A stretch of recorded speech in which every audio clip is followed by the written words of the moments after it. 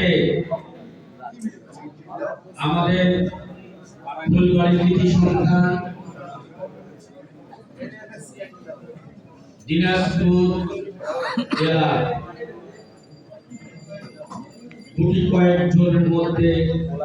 আমাদের ফুলবাড়ি কৃতি সন্তান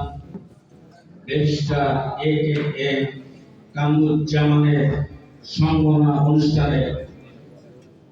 সম্মানিত প্রধান অতিথি জেলা বিএনপি সভাপতি আমাদের 13 থানার আইকন অ্যাডভোকেট মোফাজ্জল হোসেন দুলাল ভাই, আমাদের মাঝে উপস্থিত আছে আমাদের ফুলবাড়ি পার্বতীপুর থানা